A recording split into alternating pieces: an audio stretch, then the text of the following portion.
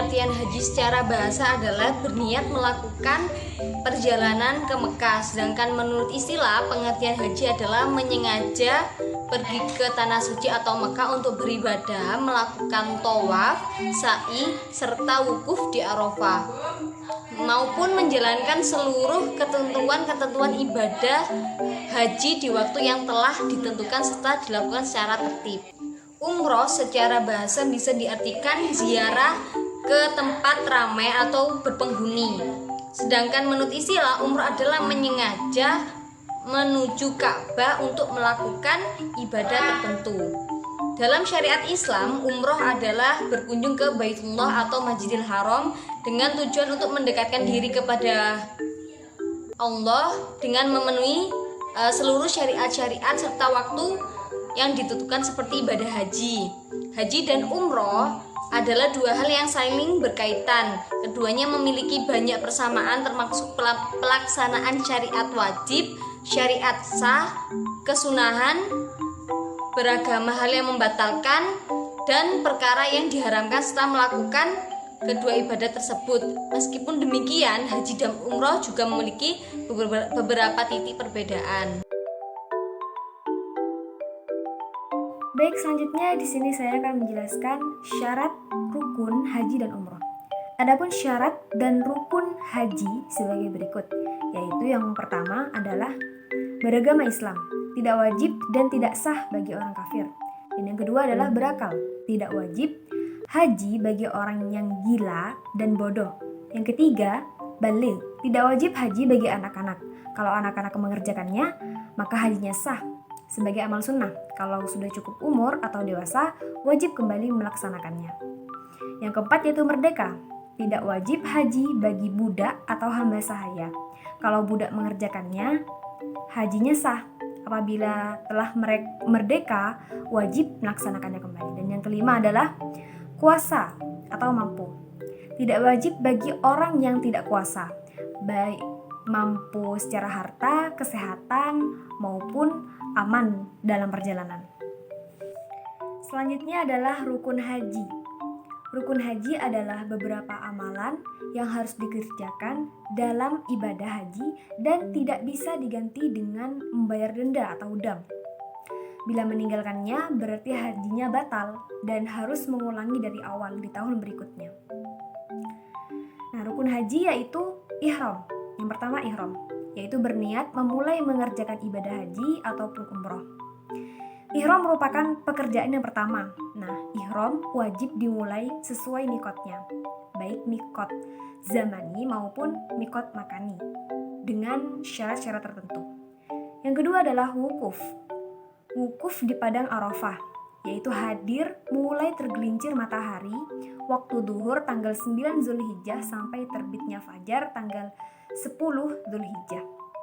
Yang ketiga adalah tawaf, yaitu mengelilingi Ka'bah 7 kali putaran, dimulai dan diakhiri di Hajar Aswad. Dilakukan pada hari raya Nahar sampai berakhir di Tasyrik. Yang keempat yaitu sa'i, berlari-lari kecil antara Bukit Safa dan Bukit Marwah. Yang kelima, tahallul, yaitu mencukur atau menggunting rambut sekurang-kurangnya 3 helai. Dan yang keenam yaitu tertib, mendahulukan yang semestinya dahulu dari rukun-rukun yang di atas tadi. Syarat dan rukun umroh. Syarat-syarat umroh sebenarnya sama dengan syarat-syarat dalam ibadah haji. Nah, sedangkan rukun umroh itu agak berbeda dengan rukun haji. Rukun umroh yaitu meliputi ihram, niat. Yang kedua adalah tawaf. Dan yang ketiga sa'i. Yang keempat mencukur rambut. Dan yang kelima tertib.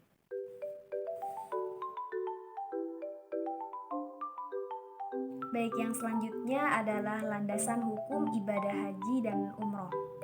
Mengerjakan ibadah haji hukumnya wajib ain, sekali seumur hidup bagi setiap muslim yang telah mukallaf dan mampu mengerjakannya. Seperti dalam firman Allah Subhanahu wa taala dalam Quran surat Ali Imran ayat 97 yang berbunyi, "Fihi ayatum bayyinatum maqamu Ibrahim ومن دخله كان آمنا ولله على الناس حج البيت من استطاع إليه سبيلا ومن كفر فإن الله غني عن العالمين.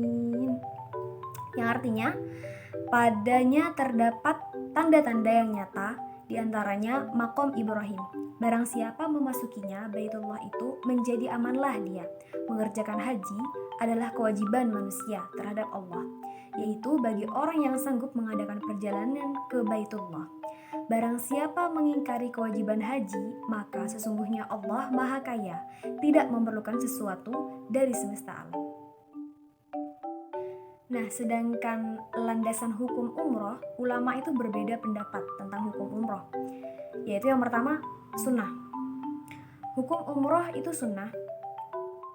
Ulama yang berpendapat seperti ini adalah Imam Abu Hanifah, Imam Malik, riwayat dari Ibnu Mas'ud, dan pendapat yang dipilih Syekhul Islam, Ibnu Taimiyah.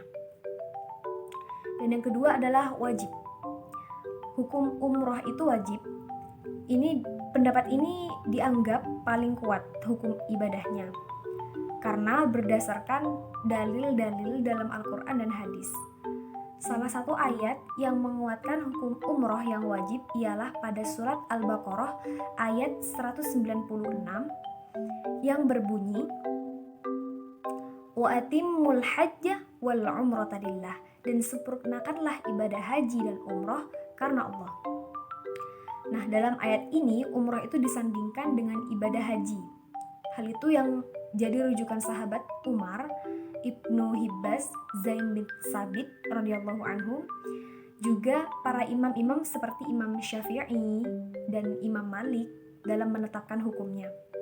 Nah, umroh itu boleh dikerjakan kapan saja, tidak ada waktu tertentu sebagaimana haji.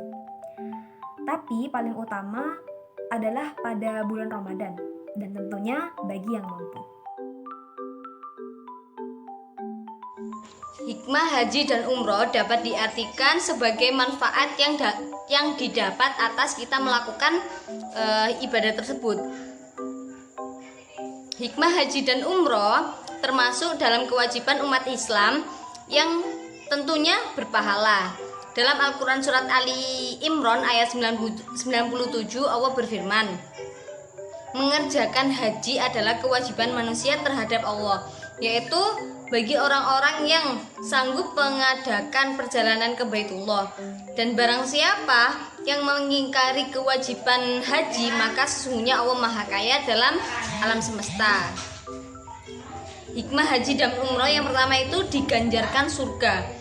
Rasulullah menjelaskan hikmah haji dan umroh dalam beberapa hadis, salah satunya saat beliau bersabda, dan haji mabrur tidak ada balasan yang pantas baginya selain surga. Hadis riwayat Bukhari dan Muslim. Yang kedua, menjawab panggilan Allah. Melaksanakan haji dan umroh itu adalah seseorang yang telah menjawab panggilan Allah dan telah menjadi tamu di tanah suci. Yang ketiga, menghapus dosa. Hikmah haji dan umroh selanjutnya yaitu dapat menghapus dosa. Apabila sahabat-sahabat melakukan ibadah haji dan umroh, maka dosa-dosa yang telah diperbuat akan diampuni oleh Allah.